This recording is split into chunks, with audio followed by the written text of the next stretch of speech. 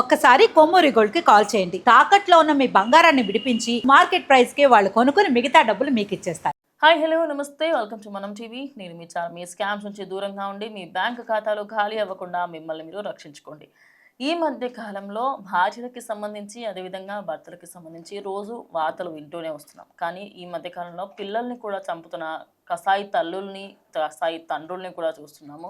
అయితే ఒక చిన్న పసికందుని ఓ తల్లి చంపుకుంది. ఇది మీర్పేటలో జరిగిన ఇన్సిడెంట్. ఇందాక దానికి సంబంధించి నేను ఒక వీడియో కూడా చేయడం జరిగింది. అది చూడని వాళ్ళు ఉంటే ఖచ్చితంగా వెళ్ళి మనం టీవీ తెలంగాణ అదేవిధంగా తెలుగులో చూడగలరు. సో దానికి సంబంధించి ఇంకో అప్డేట్ కూడా వచ్చిందనమాట. అయితే హైదరాబాద్లో 27 ఏళ్ల అమ్మాయి సుష్మిత ఈమె పేరు.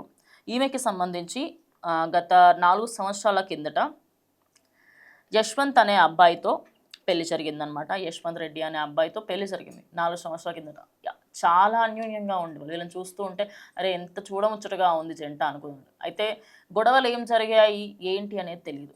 అయితే ఒకరోజు సడన్గా ఏమనిపించిందో, ఎందుకు అలా చేయాల్సి వస్తుందో తెలియదు. కానీ ఆమె మాత్రం తన 10 నెలల కొడుకుతో సహా ఆత్మహత్య చేసుకొని చనిపోయింది. ఫస్ట్గా కొడుకుకైతే విషం ఇవ్వడం జరిగింది. దాని తర్వాత తను ఆత్మహత్య చేసుకొని చనిపోయింది.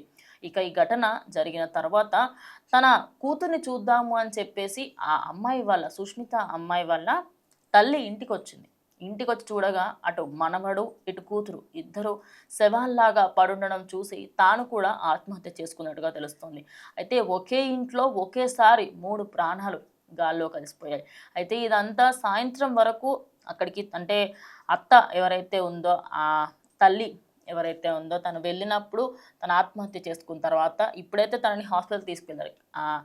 అటు తల్లి అండ్ అదేవిధంగా కొడుకు చనిపోయారు. కానీ ఎవరైతే సుష్మిత వాళ్ళ అమ్మ ఉందో తనని హాస్పిటల్లో ఇప్పటికీ చికిత్స పొందుతుంది. తాను కూడా చాలా సీరియస్గా ఉంది. అంటే కొంచెం లేటుగా ఇది వెలుగులోకి వచ్చినప్పటికీ కూడా ఇప్పటికీ దానికి సంబంధించి ఇన్డెప్త్గా అక్కడ ఉన్న వాళ్ళందరూ ఏమంటున్నారంటే వీళ్ళకి చూడ్డానికి అన్యోన్యంగా ఉన్నప్పటికీ కూడా ఎప్పుడు ఏదో ఒక గొడవ పెట్టుకునే వాళ్ళు, ఎప్పుడు వీళ్ళిద్దరికీ సంబంధించి ఏదో ఒక విషయంలో గొడవ ఉండేది. కానీ ఇన్ని రోజులు బాగున్నారు, సరే ఒక అమ్మాయి ఒక చిన్న బాబు పుట్టాడు కదా అని చెప్పేసి మేమందరం చాలా హ్యాపీగా ఫీల్ అయ్యాము ఇన్ని రోజుల పాటు. అరే వీళ్ళ గొడవలకు ఒక అంతు పడింది అనుకున్నాం, కానీ ఈవిడ ఇలా చేస్తుంది అని చెప్పేసి మేము ఎప్పటికీ అనుకోలేదని.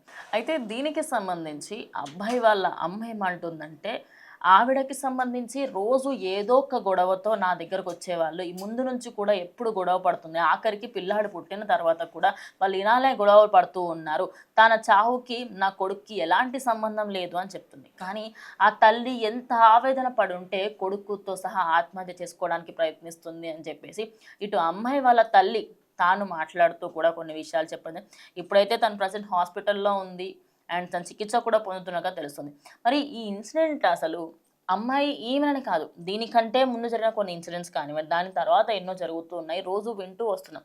కానీ మీరు ఎంతైనా కొట్టుకొని సావండి, మీకు సంబంధమే లేదు, అసలు పక్కన వాళ్ళకి సంబంధం లేదు.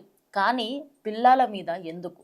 ఇప్పటికే మన సైకాలజిస్టులు ఏమంటుంటే తల్లిదండ్రులు ఇద్దరు గొడవ పడుతుంటే పిల్లలకు కనీసం ఆ సౌండ్ కూడా వినిపించేంతగా మెల్లగా మీరు గొడవ పడాలి అన్నట్టుగా కూడా చెప్తారు. ఎందుకంటే అది వాళ్ళ మెంటల్ ప్రెషర్ ఎక్కువగా చేస్తుంది, వాళ్ళకి మైండ్ సెట్ మార్చే విధంగా కూడా చేస్తుందని డాక్టర్స్ కూడా చెప్తున్నారు. మరి అలాంటిది ఈ మధ్య కాలంలో ఈ తల్లులు ఏంటంటే మీ భార్యాభర్త గొడవ పడతారు, కానీ ఎండ్లో చావుకి సంబంధించి అదేవిధంగా ప్రాణాలు తీసేది మాత్రం పిల్లల ప్రాణాలు తీస్తున్నారు.